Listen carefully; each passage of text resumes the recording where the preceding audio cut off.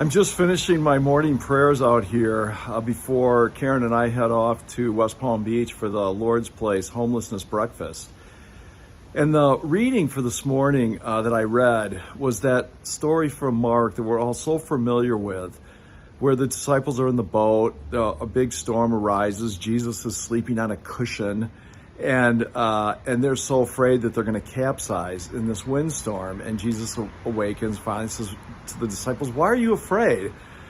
And it was such an appropriate reading because, first of all, I'm sitting out here and the winds have died down a bit, but about an hour ago, it kind of felt like almost tropical force winds and, howling and blowing.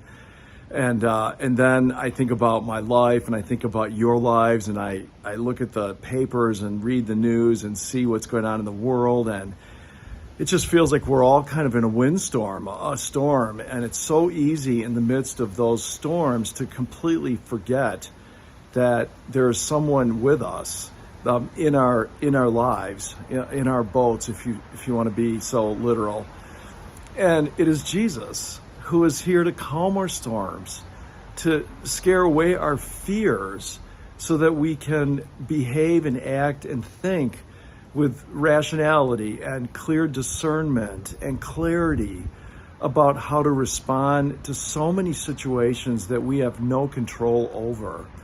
And even in those places where we do have control, where people are fighting against us, where illness is ravaging our bodies, where someone at work isn't cooperating, where your children are not listening to you, and you worry and wonder about what to do, and you really do feel like you're in the middle of a gale storm, of a windstorm. Just remember the basics of your faith. You are never alone. God is with you always. Jesus is here to calm our storms, to travel with us in them, because not every day is a storm, and in your life is of more value than to be blown around living in fear. So be at rest, trust in the Lord, and the winds will eventually die down.